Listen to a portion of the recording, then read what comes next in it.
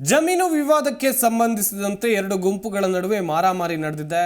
ದಾರಿ ಬಿಡುವ ವಿಚಾರಕ್ಕೆ ದೊಣ್ಣೆಗಳಿಂದ ಬಡಿದಾಟ ಮಾಡಿಕೊಂಡಿದ್ದಾರೆ. ಜಮೀನಿನಲ್ಲಿ ಬಂದಿರುವ ವಿಚಾರಕ್ಕೆ ಈ ಒಂದು ಗಲಾಟೆ ನಡೆದಿದೆ. ಶ್ರೀನಿವಾಸ್ ಜೇಮ ವೆಂಕಟ್ ಎಂಬುವರ ಮೇಲೆ ಹಲ್ಲೆ ಆಗಿದೆ. ನಾರಾಯಣಸ್ವಾಮಿ ವೆಂಕಟರೆಡ್ಡಿ ಶ್ರೀನಿವಾಸ್ ಹಲ್ಲೆ ನಡೆಸಿದವರು.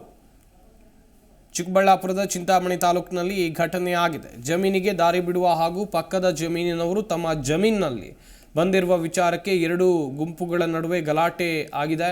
ಸಾರ್ವಜನಿಕ ಸರ್ಕಾರಿ ಆಸ್ಪತ್ರೆಗೆ ದಾಖಲಾಗಿರುವಂಥ ಘಟನೆ ಚಿಂತಾಮಣಿ ತಾಲೂಕಿನ ಮಣಿಗಾನಹಳ್ಳಿ ಗ್ರಾಮದಲ್ಲಿ ನಡೆದಿದೆ. ತಾಲೂಕಿನ ಪೆದ್ದೂರು ಗ್ರಾಮ ಪಂಚಾಯಿತಿ ವ್ಯಾಪ್ತಿಯ ಮಣಿಗಾನಹಳ್ಳಿ ಗ್ರಾಮದ ಸರ್ವೆ ನಂಬರ್ 105ರಿಂದ ಸರ್ವೆ ನಂಬರ್ 41 P4ಗೆ ಹೋಗೋಕೆ ದಾರಿ ಬೇಕಂತ ಅಲ್ಲದೆ 105 ಸರ್ವೆ ನಂಬರ್ ಜಮೀನಿನವರು ಇಲ್ಲಿ ಗಲಾಟೆಯನ್ನು ತೆಗೆದಿದ್ದಾರೆ ಎನ್ನುವಂಥ ಮಾಹಿತಿ ಇದೆ. ಚಿಂತಾಮಣಿಯಿಂದ 8 ವರ್ಷದಿಂದ ಹೋಗ್ತೀನಿ ಅಲ್ಲಿಗೆ ವ್ಯವಸಾಯ ಮಾಡೋದಕ್ಕೆ.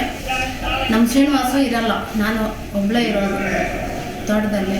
ಇವರು ಜಮೀನು ತೆಗೆದಾಗಿಂದ ಈಚೆ ನನ್ನ ಮೇಲೆ ತುಂಬ ಸೇಡಿ ಇಟ್ಕೊಂಡಿದ್ರು. ನಾನು ಸ್ವಾಮಿ, ಶ್ರೀನಿವಾಸು, ವೆಂಕಟರೆಡ್ಡಿ 3 ಜನನೇ ತುಂಬ ನನಗೆ CC ಕ್ಯಾಮ್ರಾಗಳೆಲ್ಲ ಬಿಸಿ ಫಿಟ್ ಮಾಡಿದ್ದಾನೆ. ಹೆಂಗೆ ಒಬ್ಬಳೇ ಇರ್ತೀನಲ್ವ ಅಂತ CC ಕ್ಯಾಮ್ರಾಗಳು ವೈರ್ಗಳೆಲ್ಲ ಕಟ್ ಮಾಡಿದ್ದಾರೆ. ನನ್ನನ್ನು ಈ ಶ್ರೀನಿವಾಸು ನಾರಾಯಣಸ್ವಾಮಿ ಅವರು 2 ಸಾರಿ ಗಂಡ ಇಲ್ಲ ಏನೂ ಇಲ್ಲ, ಇಷ್ಟು ವಯಸ್ಸಿದೆಯಲ್ಲ, ನೀನು ಇಷ್ಟೊಂದು ಕಷ್ಟ ಯಾಕೆ ಬಿಡ್ತೀಯ, ನಾನು ಏನು ಬೇಕೋ ನಿನಗೆ ಮಾಡ್ಕೊಡ್ತೀನಿ, ನನ್ನದು ನನ್ನ ಹ್ಯಾಂಡ್ ಓವರಲ್ಲಿ ಇರು ಅಂತೆಲ್ಲ ಹೇಳ್ದ.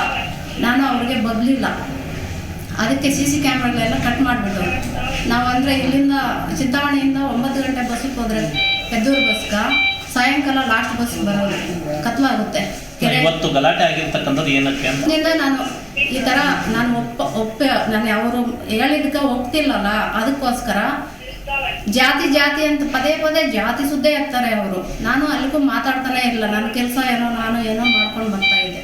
ಅದಕ್ಕೆ ಅವರೇ ಕಾನೂನು ರೀತಿ ಓಡಾಟ ನಡೆಸ್ತೀವಿ ಸರ್. ಯಾಕಂತ ಹೇಳಿದ್ರೆ ಕೆಲವರ್ಗದವ್ರಿಗೆ ಬಂದ್ಬಿಟ್ಟು ನಿರಂತರವಾಗಿ ಅಲ್ಲೇ ಮಾಡ್ತಾನೆ ಇದ್ದಾರೆ. ಪೆದ್ದೂರು ಪಂಚಾಯತ್ ವ್ಯಾಪ್ತಿಯಲ್ಲಿ ಇದು ಈ ಥರ ಜಾಸ್ತಿ ಆಗ್ತಾನೆ ಇದೆ. ಹೇಳಿದ್ರು ಸಹ ಇದನ್ನ ಯಾರು ಕೇಳೋರಿಲ್ಲ.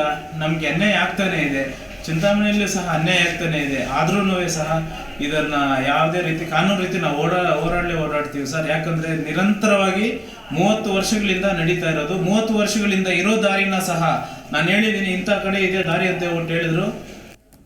ಪ್ರತಿಕ್ಷಣದ ಸುದ್ದಿಗಾಗಿ Zee Kannada news app download ಮಾಡಿ. Live TV, latest updates, entertainment, lifestyle, technology ಸುದ್ದಿ ನಿಮ್ಮ ಅಂಗೈಯಲ್ಲಿ.